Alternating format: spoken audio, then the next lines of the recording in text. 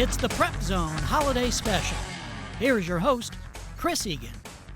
Good evening and welcome to our 9th annual Holiday Prep Zone Special from the Wild Lanterns exhibit at the Woodland Park Zoo. We picked out 7 of our favorite stories that we did in 2025. Back in 1979-1980, Mount Tahoma High won back-to-back state football titles. This season, the T-Birds were back in the championship game for the first time in 45 years. Mount Tahoma played inspired football all season long.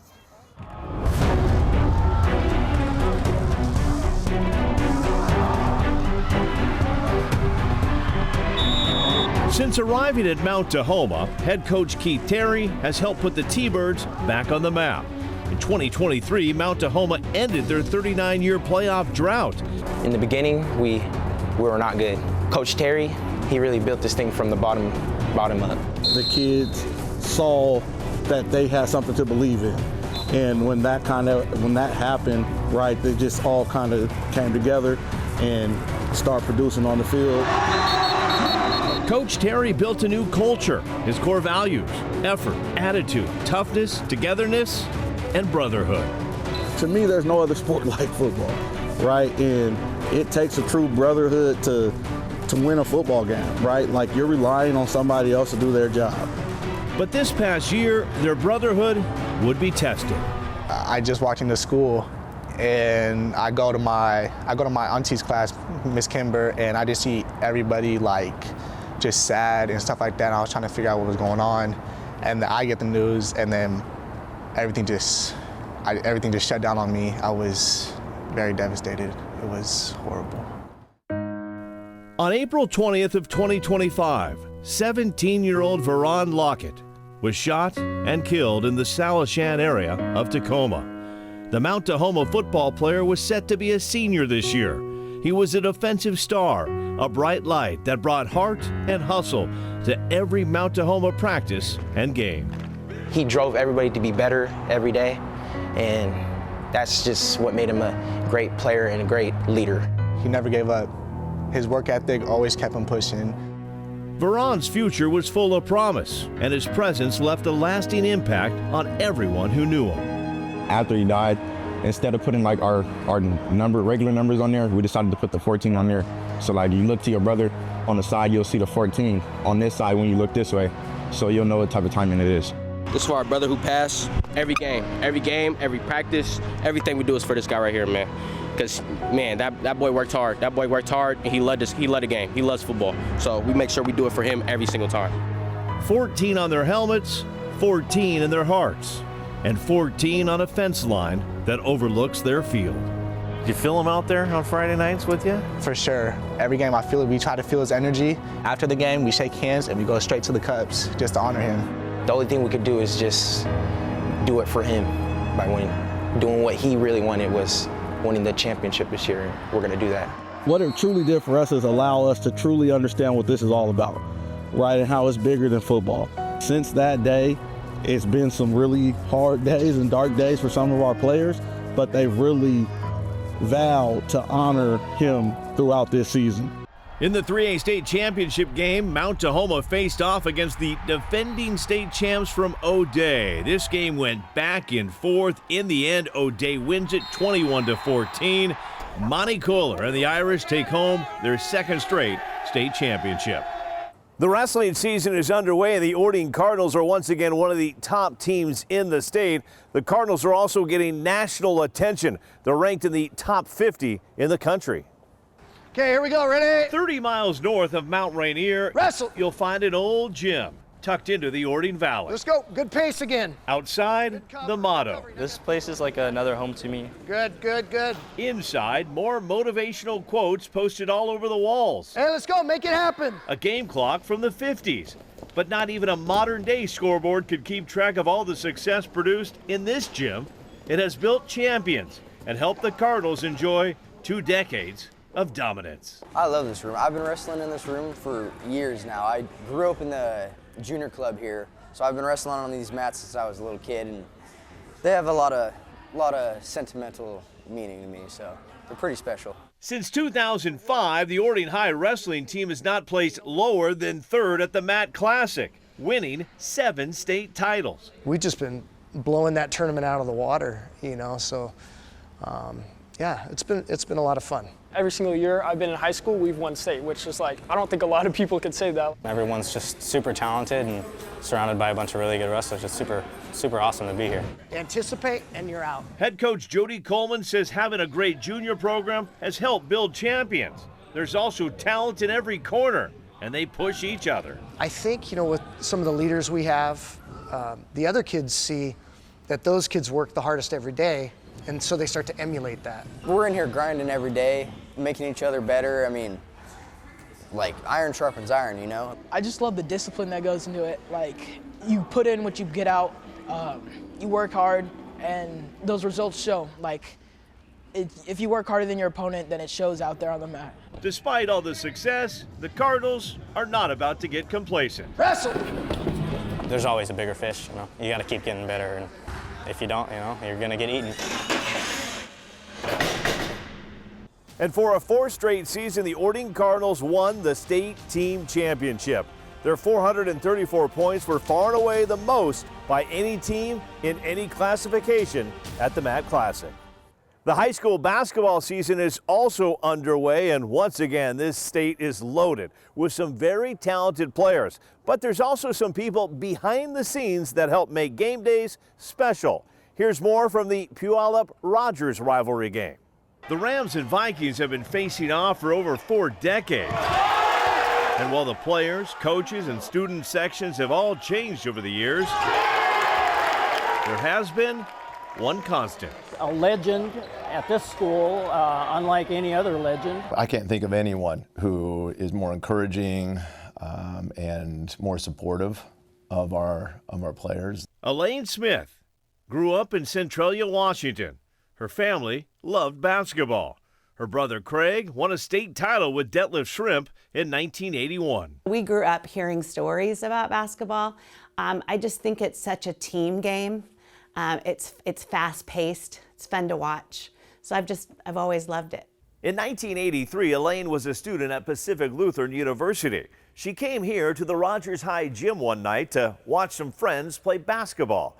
It's a game that would change her life forever. Dick Colleen, who was the athletic director at the time, came up in the stands and said, "I hear you know something about basketball. My shot clock person didn't show up today. Could you do it?" Elaine said yes, and she's never looked back. For me, it was a way to come serve and get to know some kids and benefit the school. Over the years, Elaine quickly built a reputation. Our clock is always perfect at Rogers. I'm going to be brutally honest. She is the best. You only notice those people when they make a mistake, and she doesn't make mistakes. Officials and coaches are not the only ones that count on Elaine. She's built a bond with hundreds of student athletes. She absolutely is like the definition of love. And so it's very rare. I've never walked into a gym and had anybody run up to the scorekeeper and give him a big hug. But you can't, that's what's going to happen in this gym. From alumni to family to grandparents, we all know and love Elaine. I just think we're here to love people. And so, there's a smile on my face because my life is just rich with so many amazing people to love. I have my bad days just like anyone else does, right? 7 years ago, Elaine would have one of her worst days. It still gets emotional. I was diagnosed with breast cancer in August of 2017. After 34 years, she was forced to sit a season out. Elaine would lose her hair, but not her will to fight. 1 year later, she was back in the gym. Just missed that one season of time in the midst of that 10-month or so battle, and very blessed to say I'm on year 7 of remission, and very grateful for that fight, and glad it's over. Elaine has been working the clock for 41 years, over 1,000 games, and she has no plans of leaving her spot in the gym anytime soon. It gives me joy, it gives me life. It is part of who I am. It's part of my life now. I can't imagine not doing it. I know the time will come when I'm not, but I can't imagine it. Coming up next, we'll head to Ballard High School, where the gymnastics team made history. And it's off to Mount Vernon to meet one of the best prep baseball players in state history, Xavier Nyans. We'll share his story when we return on the Prep Zone Holiday Special. This fall, former Prep Zoner Sofia Rodriguez from Mercer Island won her third straight 3A title in cross country. She also helped her team win back-to-back team titles. It's amazing, yeah, and I think it's even more amazing that the team got to do it back-to-back for the girls, so I'm just so proud of them, and I was thinking about them every step of the way, and so it's just an incredible feeling that cannot be replaced. Welcome back to our Prep Zone Holiday Special. The gymnastics season is underway, and the defending state champs are from Ballard High. The Ballard Beavers not only won a title, they also made history at the same time. Coaching, I love helping these girls grow through high school, set goals, accomplish goals, and just learn about themselves, learn how to deal with failure, learn how to deal with winning. Nice, good job. 22 years ago, when Stephanie Gundel took over as the gymnastics coach at Ballard, the Beavers finished their league in last place. 2 decades later, it's a different story. I didn't know how much history we were making until we did it. I was like in disbelief, like we were up there and I was like, there's no way this is happening. I think that's pretty cool. Like I had no idea that we would be the first Ballard team. It still hasn't set in that like this is technically history. Dylan Kelly is one of 6 seniors. It's been pretty special. I feel like I've watched all of these girls like grow out of their comfort zones, and I feel like they've seen me do the same. And especially when you're a senior, like you have this drive to like get all of these skills, because especially with gymnastics, you know this is probably going to be your last year doing this sport. After an undefeated regular season, Ballard headed to state as one of the favorites. But things didn't start off great on the beam. I think we're all a little nervous. It wasn't our best beam day, and usually we're a pretty strong beam team. The Beavers regrouped on the bars, vault, and floor. I was definitely nervous because like we've been undefeated the whole season. We really wanted to bring home a state title, especially because we knew we could do it. Mari Puckett, a sophomore, won the state individual championship on the floor. Yeah! But helping her team make history was the ultimate. Ballard High School. The Beavers became the first Ballard team to win a WIAA state title and first Seattle Public School to win a gymnastics championship. It was kind of surreal winning state, because like the other years, the best we've done is 3rd place. So like I never thought we'd ever win 1st place. These are my best friends. Like I feel so proud of us. The Super 6 seniors end on a high note, and now Mari and the rest will try and keep it going. I mean, there's only 4 of us right now, but I feel like we're all super strong athletes. And we'll be able to hopefully get more girls and keep on the legacy.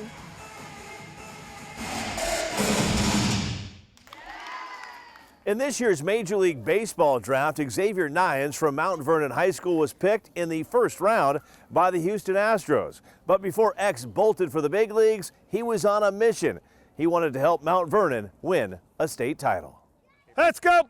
Pick him up! Mount Vernon head coach Tony Wolden knows what it takes to win. We're not dropping balls today. In 1990, as a player, he helped the Bulldogs win their first ever state title. It's got a rich history of success over the years. A rich history of great coaches that have coached here and great players that have played here. And Tony believes he's currently coaching the greatest player to ever put on a Bulldogs jersey. I'll even go as far as saying Xavier's really special. He is the best all-around baseball player to walk through the halls of Mount Vernon High School, no doubt about it. Mount Vernon shortstop, Xavier Nyans.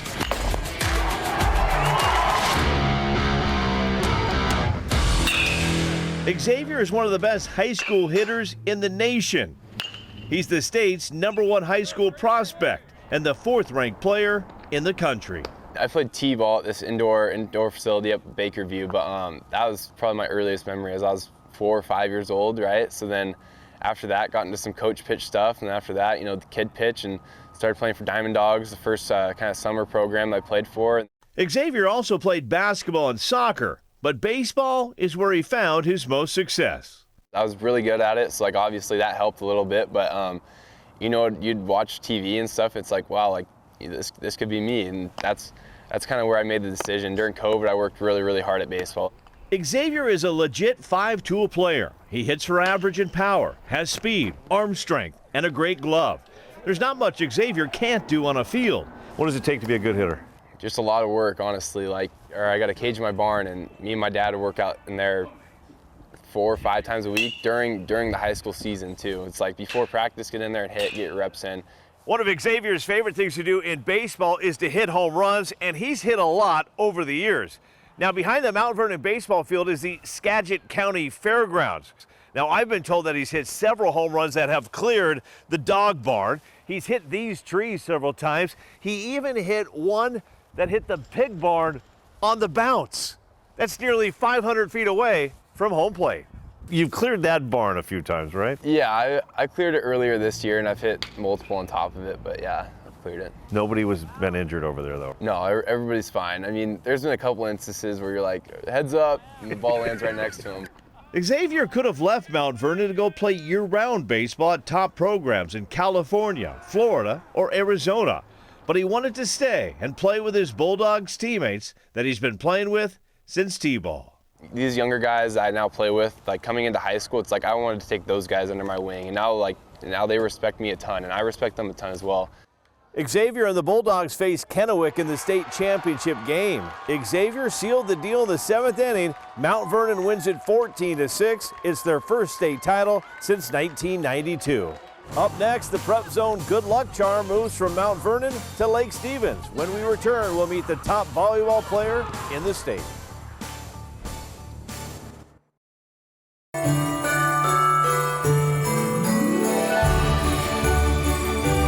The Lake Stevens volleyball team made history this fall by winning their first ever state championship. In the title game, Lake Stevens was down 2-0 to the defending state champs from Curtis.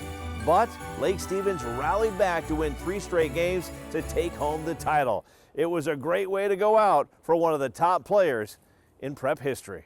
She just does things that normal volleyball players don't do, and she does it at a very high level. When Lake Stevens senior Laura Eichert spikes the ball, her coaches and teammates have noticed something. It just sounds different when she hits it. It's a little different. It's a little more aggressive. Boom. It's an aggressive boom? It's an aggressive boom. According to Laura's mom, it's something her daughter has been doing for a while. Her second club coach was the first member of the Boom Squad. He would just yell, boom, every time she hit. And she was tiny. Well, that's kind of fun. But volleyball wasn't Laura's first love. Laura did a lot of things, everything from taekwondo to soccer to basketball to gymnastics to softball to, I think she tried everything. Laura picked up volleyball watching her big sister Caitlin play. By the 4th grade, she was locked in. She set goals, worked hard, and became an All-American. She's the reigning Gatorade Player of the Year, and she just committed to the University of Oregon. I definitely would not be here without my parents and my team and all the coaches who have believed in me so much. And, you have to have the mentality and mindset for it. Like, you just have to love it. You can't be at this level without just loving the game with every part of you. Laura has over 2,200 career kills. Last year, she set a school record with 746. How cool is it, though, when you get up and you just kill it and you win the point? What's going through your mind? Okay, so what's going through my mind, I don't know if you've seen the F1 movie, but they're just in this, he's just driving and it's just like he's flying. And that's just how I feel when I get a ball. Like Liv sets me and I'm just like, I'm so ready to hit this ball. I feel like a golden retriever, like going to get a ball or something. It's amazing. She's just Laura. She's just good. She's so talented, though. She's worked very, very hard, and all of her praise is most deserving. I would put her as the best player I've ever seen play in Washington State. And Kyle Hoagland has seen a lot of great players. He's been coaching at Lake Stevens for 20 years. This is a girl that's very determined. She not only cares about how she is and how much she puts into the game, but also she genuinely does care about her teammates and will come up and ask, like, hey, how can I help this girl out? What can I do here? To me, that's a rarity, and it's a fun thing to see that. It's pretty important that you make people around you better. Yeah. Tell me about that kind of mindset. Yeah, just lifting other people up, it also lifts you up. And if you want to hear the boom, you got to get up. This November, the Mount Si girls soccer team upset the #1 seed Issaquah in the semifinals and the #2 seed Tahoma in the finals to win their first ever state championship. But the girls are not the only soccer players at Mount Si that have been an inspiration.